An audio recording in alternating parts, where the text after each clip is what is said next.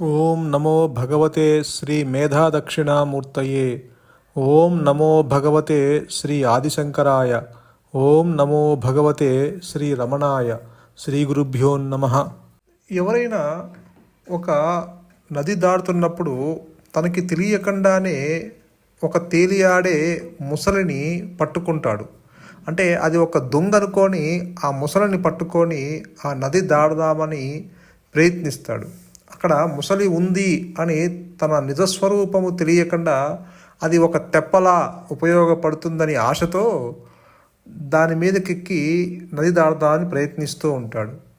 ఎప్పుడైతే అతను కొంత తెలివితో అది ముసలి కాదు, అది తెప్ప కాదు, అది ఒక ముసలి అని కనుగొన్నప్పటికీ దాన్ని వదిలివేయటము అతనికి కష్టమవుతుంది.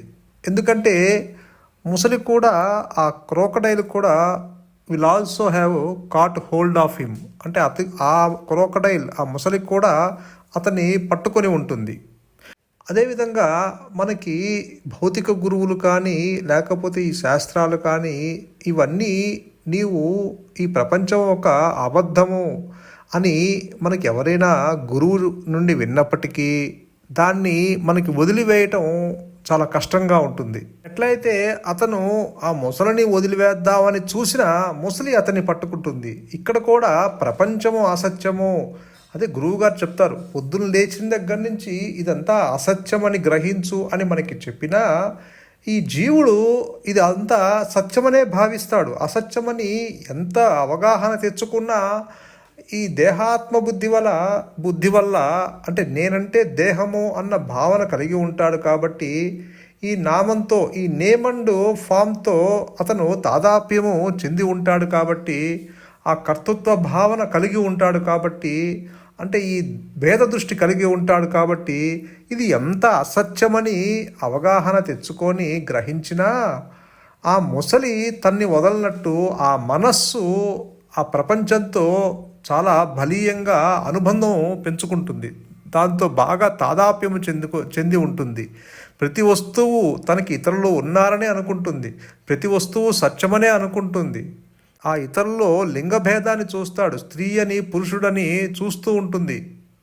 అలాగే ఆ ఇతరులలో అయిన వాళ్ళ మీద రాగము, కాని వాళ్ళ మీద ద్వేషము కలిగి ఉంటుంది. ఈ మనస్సు అంటే రాగద్వేషాల్ని కలిగి ఉంటుంది.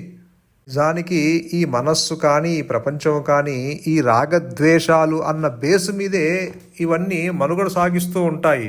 అందుకని నీవు ఇది కాదు, నీవు అంటే ఆత్మవని ఎంత చెప్పినప్పటికీ ఈ జీవుడు దాన్ని గ్రహించలేడు, దాన్ని తెలుసుకోలేడు. ఇదే సత్యం అనుకుంటాడు. తన సంసారం సత్యం అనుకుంటాడు. భార్య, పిల్లలు, వస్తువులు, తల్లిదండ్రులు, బంధువులు, స్నేహితులు, ఇతరులు వీళ్ళందరూ తనకి విడిగా కనిపిస్తారు. వారిని చూసి వీళ్ళందరూ సత్యంగానే ఉన్నారు అని అనుకుంటాడు. దానికి ఇతరులు లేరు, ఉన్నది స్వయం ప్రకాశమైన జ్ఞానము మాత్రమే.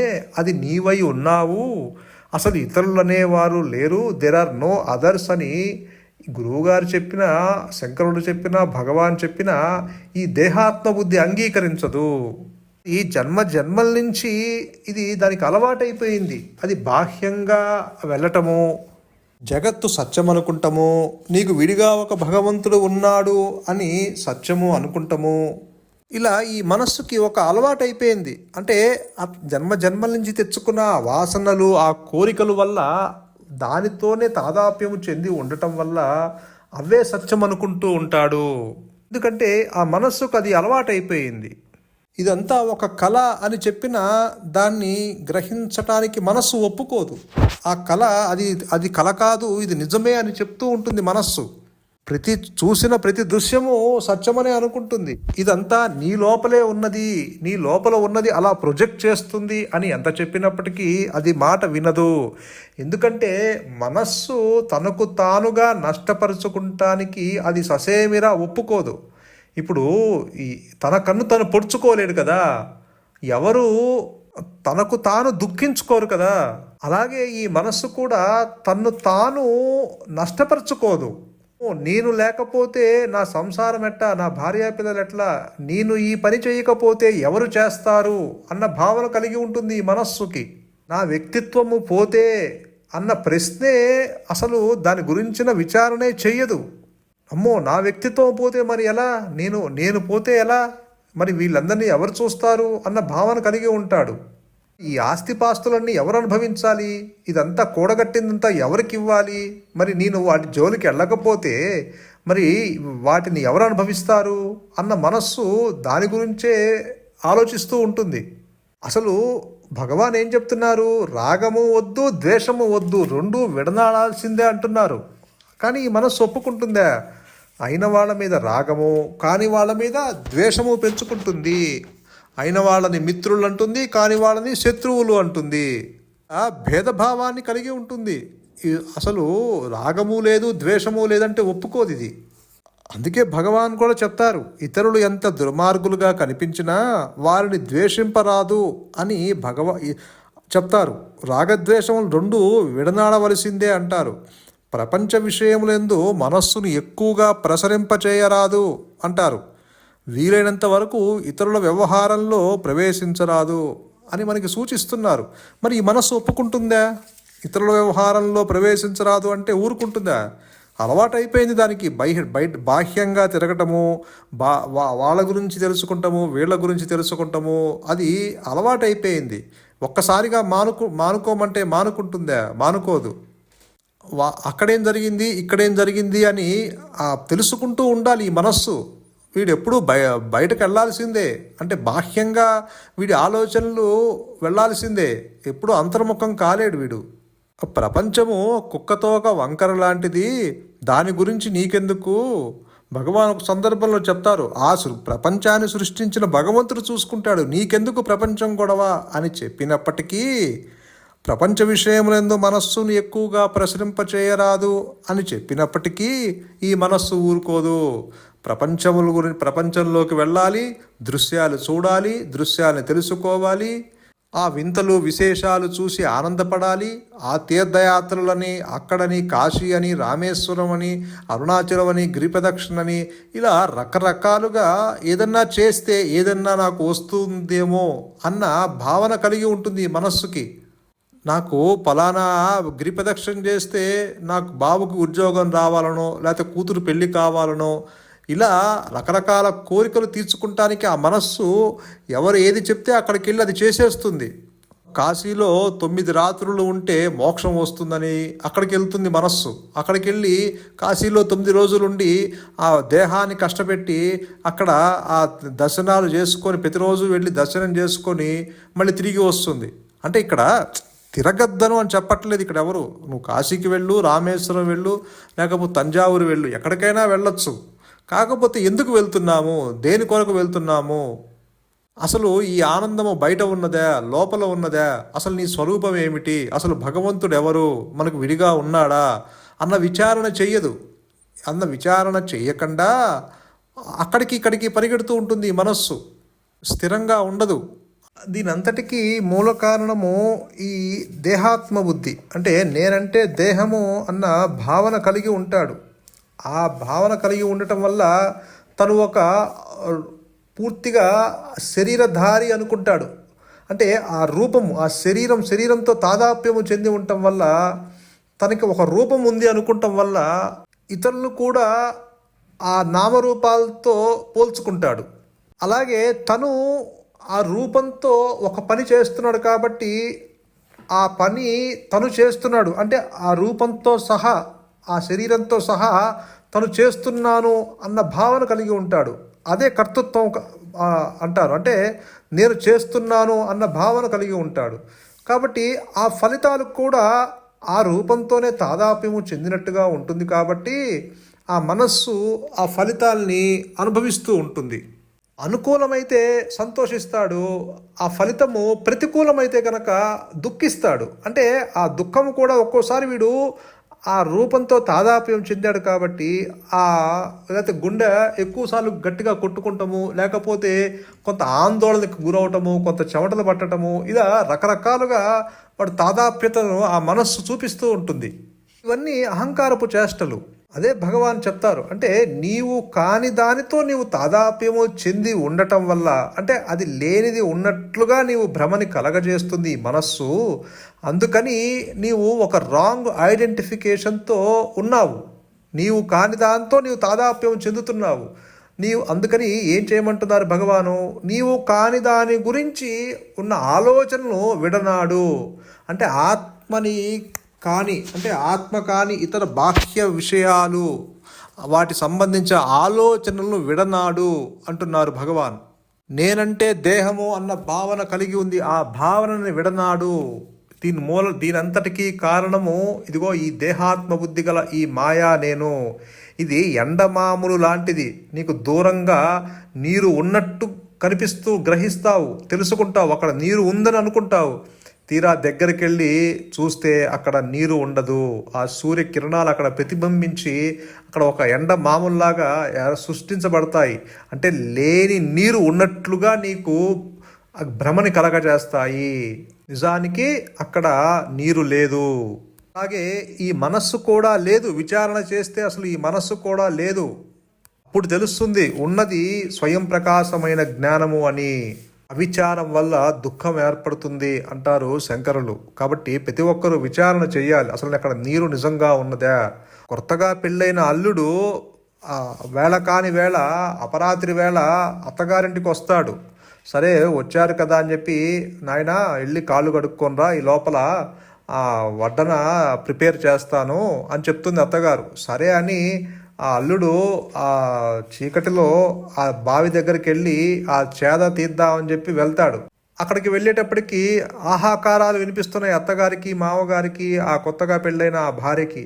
అయ్యయ్యో నన్ను పాము కాటేసింది, నన్ను పాము కాటేసింది, నేను చచ్చిపోతాను, నా పరిస్థితి ఏమిటి, నన్ను కాపాడండి అంటూ కేకలు వేస్తున్నాడు ఈ కొత్త అల్లుడు.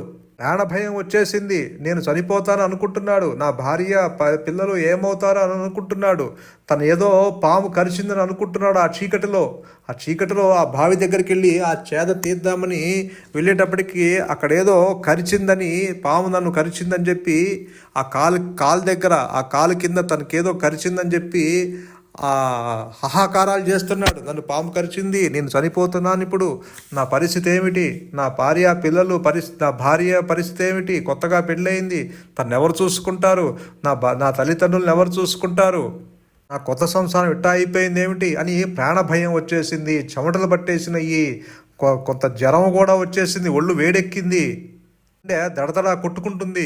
ఏం చేయాలో అర్థం కాని పరిస్థితిలో ఉన్నాడు.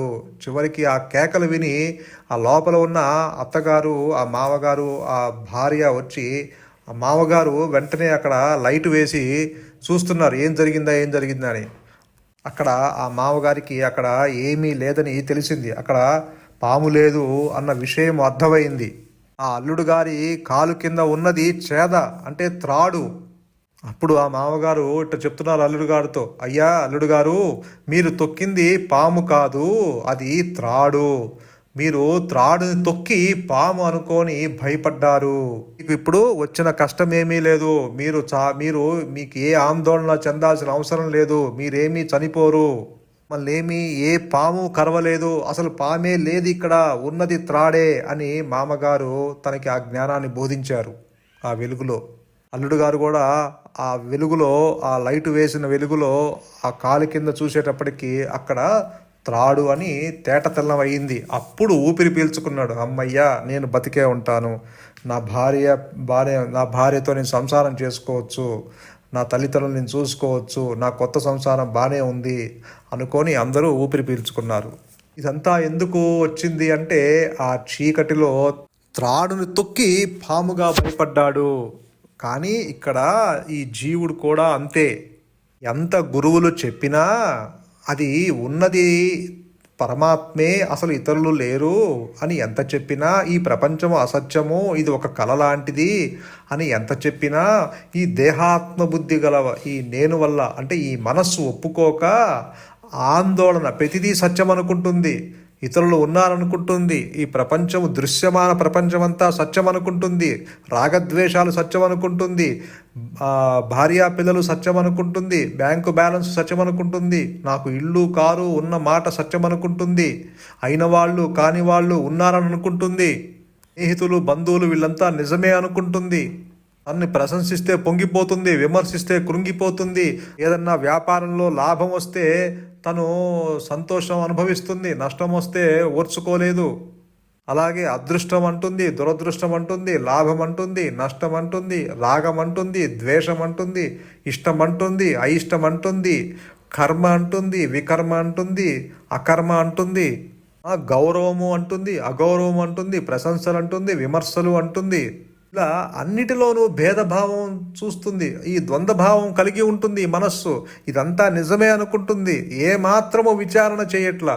ఎట్టా అయితే ఆ చీకటిలో ఆ అల్లుడు విచారణ చెయ్యక ఉన్నది త్రాడు అని గ్రహించక అక్కడ పాము ఉందనుకొని భయపడ్డాడు. ప్రాణభయం వచ్చేసింది, చెమటలు పట్టినాయి, గుండె దడ వచ్చేసింది, జ్వరం వచ్చేసింది, తను చనిపోతాను అనుకున్నాడు. ఇన్ని జరిగినాయి. లేని పాము వల్ల చివరికి తను కూడా చనిపోతాను అన్న భావంలోకి వచ్చేసాడు. ఎంత భయం కలిగించింది చూసారా ఈ లేని పాము. అలాగే ఈ లేని మనస్సు కూడా నీకు ఇంత భయాన్ని కలగజేస్తుంది, ఇంత దుఃఖాన్ని కలగజేస్తుంది. ప్రతిదీ ఆలోచన సత్యమనే భావిస్తూ ఉంటుంది. గతాన్ని స్మరిస్తుంటుంది, భవిష్యత్తును ఊహిస్తుంటుంది. నిన్నంటుంది, రేపంటుంది, ఇవాళ అంటుంది. ఇలా ఆ కాలాలతో ముడిపడి ఉంటుంది ఈ మనస్సు. దేశకాల వస్తువులతో తాదాప్యము చెంది ఉంటుంది. అందుకని విచారణ ఇక్కడ చాలా ప్రామినెంట్ రోల్. అందుకే భగవాన్ చెప్తున్నారు అసలు విచారణ చెయ్యాలి అంటున్నారు. మరి భగవాన్ ఒక మార్గాన్ని సూచించారు మనకి, విచారణ మార్గము అని. అదే అనాత్మ విచారణ. ఆత్మని ఎవరు విచారణ చెయ్యలేరు. ఆత్మని నువ్వు ఆత్మ గురించి చింతించాల్సిన అవసరం లేదు. ఆత్మ గురించి ఆలోచించాల్సిన అవసరం లేదు. నీకు తెలిసినా తెలియకపోయినా నువ్వు ఆత్మవే. ఇక్కడ నువ్వు విచారణ చేయాల్సింది నేనెవరు, ఈ సంసారం ఏంటి, ఈ బంధాలు ఏంటి, ఈ సంపద ఎన్నాళ్ళు, హౌ లాంగ్. ఇప్పుడు ఆ అల్లుడు చీకటిలో త్రాడును తొక్కి పామనుకున్నాడు, వాస్తవమే. అంతవరకు మనం అంగీకరించామే అనుకో. మరి వెంటనే ప్రాణభయం వచ్చింది కదా. అలా కాకుండా కొంత స్థిమితము ఏర్పడి విచారణ చేసి కొంత బుద్ధి సూక్ష్మత ఇచ్చాడు భగవంతుడు మనందరికీ. ఆ ప్రజ్ఞ ఇచ్చాడు. పశువులకి మనకి తేడా అదే. పశువులు తింటున్నాయి, తిరుగుతున్నాయి, సంతానాన్ని కంటున్నాయి, సంతానోత్పత్తి చేస్తున్నాయి, అవి అనుభవిస్తున్నాయి. మనము తింటున్నాము, తిరుగుతున్నాము, తాగుతున్నాము, సంతానాన్ని కంటున్నాము, మనము అనుభవిస్తున్నాము. ఏమీ తేడా లేదు వాటికి మనకి తేడా ఏంటయ్యా అంటే ప్రజ్ఞ. అంటే ఒక జ్ఞానం ఇచ్చాడు, వివేకం అనే ఒక జ్ఞానం ఇచ్చాడు.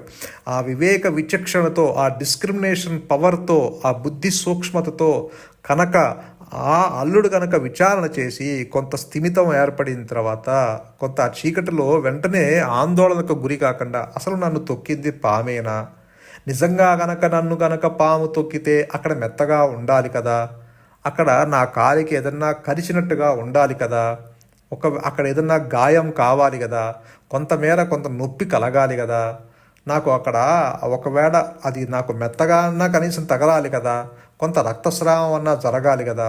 అసలు అవన్నీ ఏమీ జరగలేదు. ఏమీ జరగకుండా ఊహించుకొని, లేనిది ఉన్నట్లుగా ఊహించుకొని భ్రమపడి భయాందోళనకి గురయ్యి చివరికి ప్రాణభయం తెచ్చేసుకున్నాడు. చెమటలు పట్టేసినవి, గుండె దడదడ కొట్టుకుంది, చివరికి జ్వరం కూడా వచ్చేసింది. ఆ భయంతో ఏమవుతుంది, శరీరము ఆ గుండె కొట్టుకుంటుంది. ఒక్కసారిగా గుండె ఆగిపోవచ్చు, ఆ హై బీపీ వచ్చి శరీరము అక్కడికక్కడే రాలిపోవచ్చు, చెప్పలేం కదా. అంటే భయం మనల్ని చివరికి ఎంత దుఃఖ సాగరంలో మనల్ని ముంచేస్తుంది. వాడు కనుక ఆ విచారణ చేసి ఓహో నిజంగా ఇక్కడ ఏమీ జరగలేదు, ఆ పాము అసలు అంటే అక్కడ నా కాలు కింద మెత్తగానే లేదు, కనీసం అక్కడ నొప్పి లేదు, కనీసం అక్కడ కరిచినట్టు గాయం కూడా లేదు అన్న కొంత విచారణ చేస్తే మనస్సు స్థిమితపడుతుంది. అంటే కొంత స్థిరత్వం ఏర్పడుతుంది. స్థిరత్వం ఏర్పడితే ఏది సత్యము, ఏది అసత్యము, ఏది నిత్యము, ఏది అనిత్యము, ఏది శాశ్వతము, ఏది అశాశ్వతము అన్న భేదము మనకు ఆ డిస్క్రిమినేషన్ వల్ల ఆ వివేకము ద్వారా మనకి తెలుస్తుంది. అప్పుడు ఈ మనస్సు స్థిరత్వం ఏర్పడిన తర్వాత ఆ భయం పోతుంది.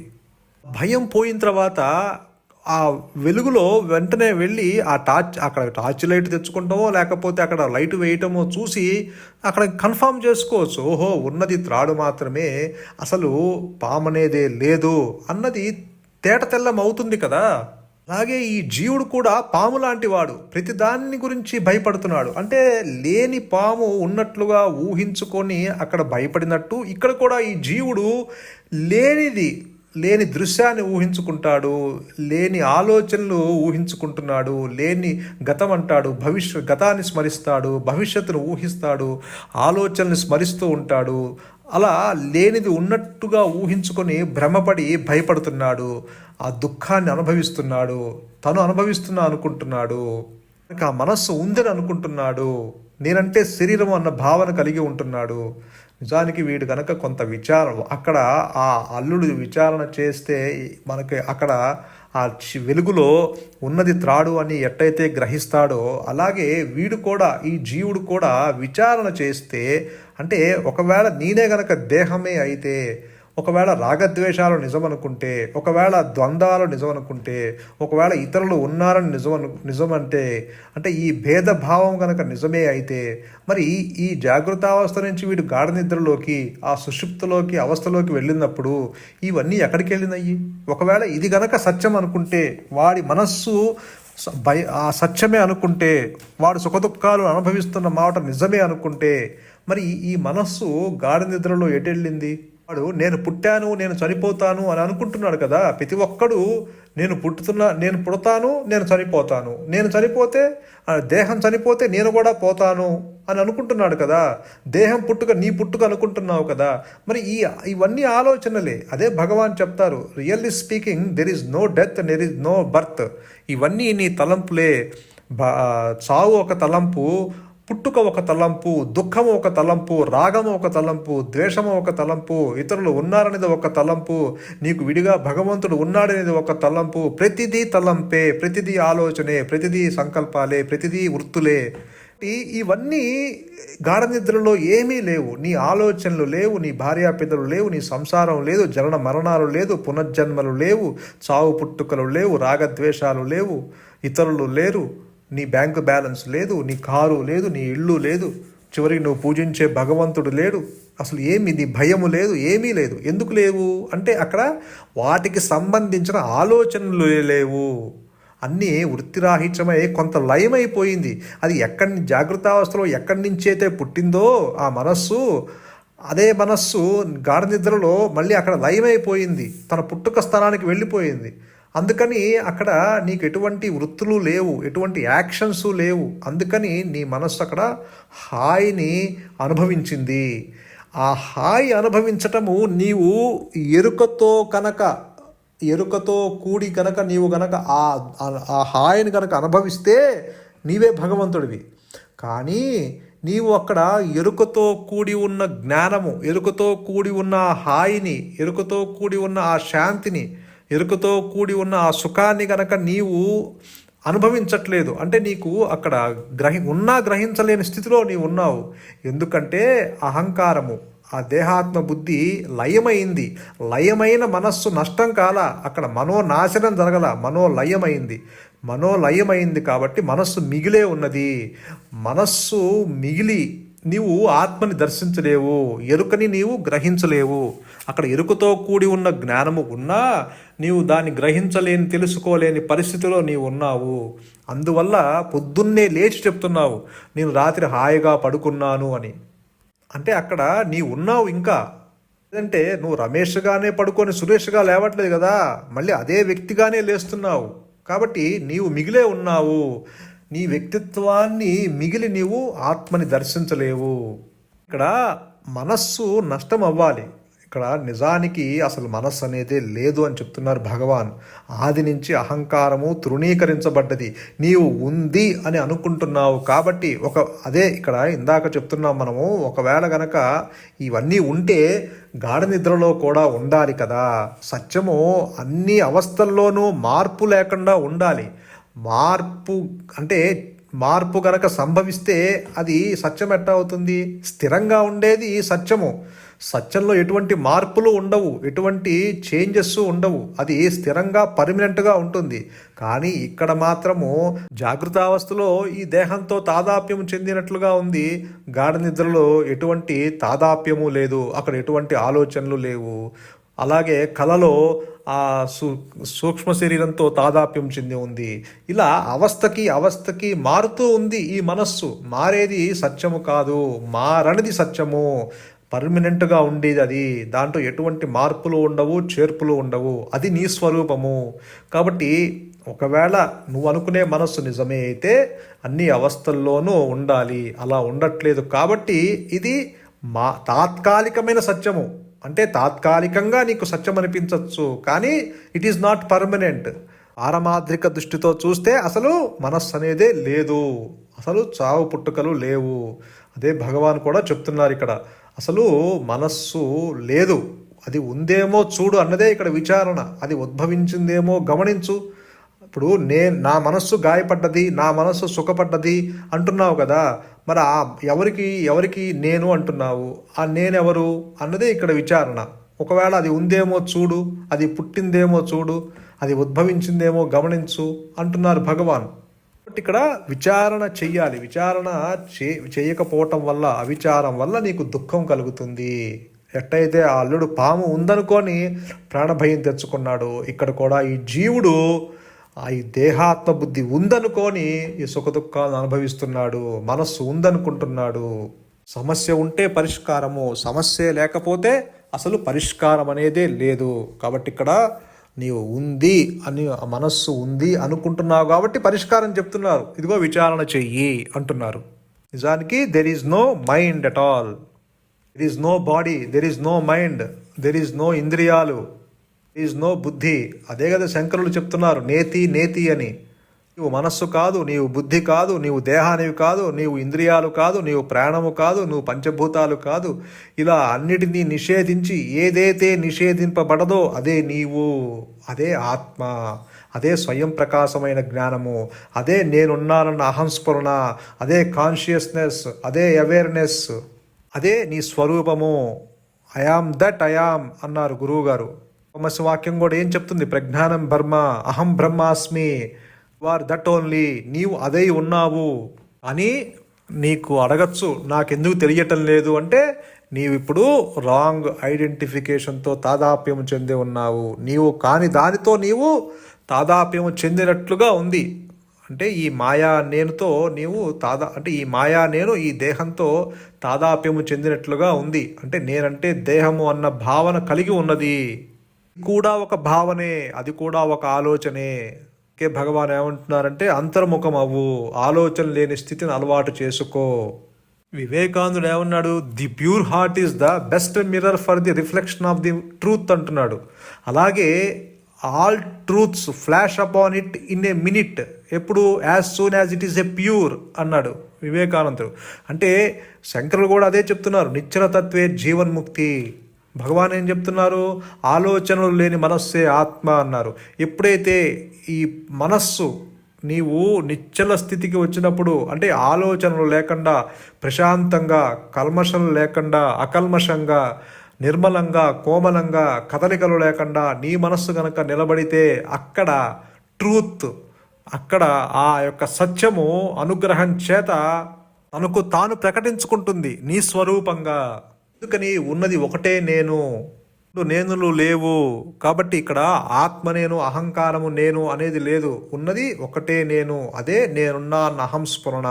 కాబట్టి ఎప్పుడైతే నీవు ఆలోచనలు విడనాడి నీ మనస్సు కనుక నిశ్చల స్థితి, నిశ్చలంగా ఉన్నప్పుడు, ఎప్పుడైతే ఇప్పుడు వాటర్ ఉంది, నీరు ఉంది, నీరు క్రిస్టల్ క్లియర్గా ఉంటే, ఎటువంటి తరంగాలు లేకుండా ఉంటే అక్కడ నీ ప్రతిబింబమే నీకు దర్శనమిస్తుంది. అలాగే నీ యొక్క ఆ హృదయంలో ఆ మనస్సు గనక నిశ్చలంగా ఉన్నప్పుడు ఆ భగవంతుడు అనుగ్రహం చేత నీ స్వరూపంగానే అక్కడ ప్రకటింపబడుతుంది. As soon as it is pure and నిశ్చలం, all truth flash upon it in a minute అన్నారు వివేకానందుడు. అంటే ఎటువంటి ఆలస్యము ఉండదు దాంట్లో. ఇంకా అందుకే ఏమంటున్నారు గురువు గారు, నీవు అదే ఉన్నావు, నాకెప్పుడు ఆత్మ ప్రకాశిస్తుంది అన్న తలంపులు విడనాడు. Don't bother about self realisation. అది నీవు రియలైజ్ అయ్యే ఉన్నావు, ఆత్మలో సంసితుడయ్యే ఉన్నావు. కాకపోతే నీవిప్పుడు నీ ఆలోచనలు బహిర్ముఖమవుతున్నాయి, ప్రపంచం వెంబడ పరిగెడుతున్నావు. అలా పరుగు ఆపి నిలబడు, స్థిరత్వంగా ఉండు, నీ మనస్సు నిశ్చలం చేసుకో. వెంటనే అనుగ్రహం చేత ఇప్పుడే ఇక్కడే the truth reveals it self. అది ఆత్మ తనకు తానుగా తెలియబడుతుంది. నిన్ను మట్టు పెట్టి నీ వ్యక్తిత్వాన్ని పూర్తిగా ధ్వంసం చేసి, అంటే లేని దేహాత్మ బుద్ధిని లేనట్టుగా చేసి ఉన్న ఆత్మ ఉన్నట్టుగా ప్రకాశిస్తుంది. అదే భగవాన్ అంటారు, నీవు కనుక ఈ శరీరము రాలిపోక ముందే, ఈ శరీరము ఉండగానే ఈ దేహాత్మ బుద్ధిలో నుంచి నీవు విడుదల పొందేలా నీ ప్రయత్నం ఉండాలి. నీ యొక్క ప్రతి ఆలోచన, ప్రతి పని అహంకార రహితంగా ఉండేలా చూసుకోవాలి. అలా కాక ఈ దేహము రాలిపోతే కనుక ఆ నష్టాన్ని మాటల్లో వర్ణించలేము. అంటే ఈ శరీరము ఎప్పుడు రాలిపోతుందో ఎవరికీ తెలీదు. బుడగ వంటి బ్రతుకు ఒక చిటికలోనే చితుకు అంటారు. గురువుగారు కూడా you are running on reserve అంటారు. ఈ శరీరము ఎప్పుడు రాలిపోతుందో తెలియదు. ఒకవేళ గనక ఈ శరీరం గనక రాలిపోతే అప్పుడు ఈ నష్టాన్ని మాటల్లో వర్ణించలేము. ఎందుకని అంటే పునరపి జననం పునరపి మరణం పునరపి జనని జఠరే శయనం ఇహ సంసారే బహుదోస్తారే కృపయాపారే పాహిమురారే భజగోవిందం భజగోవిందం గోవిందం భజ మూఢమతే అన్నారు శంకరులు. మళ్ళీ మళ్ళీ పుట్టడం, మళ్ళీ మళ్ళీ చావడం, మళ్ళీ తల్లి ప్రవేశించి అక్కడ ఉండటం, ఈ అంతులేని సంసార జనన మరణ చక్రబంధం నుండి తప్పించుకోవడం ఎంతో కష్టమైన పని. మళ్ళీ పుట్టి మళ్ళీ ఈ వాసనలు, కర్మఫలాలు మూటను నెత్తిన పెట్టుకొని ఒక శరీరం నుండి మరొక శరీరానికి ప్రయాణిస్తూ ఉండాలి. ఈ ప్రకారంగా అనేక జన్మలను మళ్ళీ ఎత్తుతూ ఉండాలి. ఈ జనన మరణ చక్రబంధంలోంచి ఎప్పుడూ విడుదల కాలేడి జీవుడు. ఈ వాసనలు, కర్మఫలాలు ఉన్నంతకాలం ఈ జనన మరణాలు తప్పవు. కాబట్టి ఈ శరీరము రాలక ముందే ఈ జీవుడు ఈ దేహాత్మ బుద్ధిలో నుంచి విడుదల పొందేలా ఎంతో కొంత ప్రయత్నం చెయ్యాలి. ఆ తర్వాత the self that does everything, అది లోపల నుంచి ఎప్పుడైతే నీవు అంతర్ముఖం అవుతావో ఆ లోపల ఉన్న ఆ హృదయంలో ఉన్న ఆ భగవంతుడు, ఆ ఆత్మ, ఆ పరంజ్యోతి, ఆ గురువు నీకు ప్రేరణ ఇచ్చి ఖచ్చితంగా నిన్ను మట్టు పెట్టి తన స్వరూపాన్ని నీ స్వరూపంగా ప్రకటించి నీకు మరు దుఃఖము లేకుండా ఈ దుఃఖ సాగరంలో నుంచి నిన్ను బయటకు పడేసేస్తాడు. తన శాంతిని, తన ఆనందాన్ని, తన సుఖాన్ని, అంటే పర్మనెంట్ బ్లిస్, ఎండ్లెస్ ఆనందము, అంటే ఆ శాంతి ప్రవాహంలో, ఆ ఆనంద సాగరంలో నిన్ను ముంచేస్తాడు. కాబట్టి ఈ జనన మరణ చక్రాల్లోంచి బయటకి నీ అంతటా నీవు బయటికి రాలేవు. ఈ బాధాకరమైన పరిస్థితి నుండి నీ అంతటా నీవు ఉద్ధరించుకోలేవు. అది నీకు సాధ్యము కాదు. నీకు ఆ శక్తి సరిపోదు. కాబట్టి నువ్వు ఇక్కడ పరమాత్ముని ఖచ్చితంగా ఆశ్రయించి తీరాల్సిందే. ఆ పరమాత్మునికి శరణు వేడాల్సిందే. అంటే నీ ఆత్మకే నీవు శరణు చెందాలి. ఓ ప్రభు, ఇక నీవే నాకు దిక్కు అని శరణు కోరాలి. ఆ భగవంతునితో, ఆ పరమాత్మునితో తాదాప్యం చెందాలి. ఆయన విడిచి ఒక్క క్షణమైనా ఉండరాదు. ఇలా భగవంతుని ఆశ్రయించి ఆయన అనుగ్రహం పొందినప్పుడు నీ జనన మరణ చక్రం నుండి విడుదల పొందితే అదే జీవన్ముక్తి. అదే జీవించి ఉండగానే ముక్తి. నీవు ఇప్పుడు ముక్తిని పొందే ఉన్నావు. పోతే ఇదంతా ఈ మాయలో చెప్పుకుంటున్న, ఈ ద్వైతంలో చెప్పుకుంటున్న మాటలే. నిజానికి నీవు ఇప్పుడు కూడా ముక్తిని పొందే ఉన్నావు. జీవన్ముక్తులు అంటూ ఎవరూ లేరు. జీవన్ముక్తులు లేరు, విదేహముక్తులు లేరు. ఉన్నది జ్ఞానము మాత్రమే, ఉన్నది ముక్త స్థితి. అదే భగవాన్ చెప్తారు, యథార్థముగా ఉన్నది ఆత్మస్వరూపము మాత్రమే, యథార్థముగా ఉన్నది స్వయం ప్రకాశమైన జ్ఞానము, యథార్థముగా ఉన్నది నేనున్నానన్న అహంస్ఫురణ మాత్రమే, లేనిది సృష్టి. సంతోషం. మౌనమే శరణ్యం, మౌనమే నీ సహజత్వం. ధన్యోస్మి.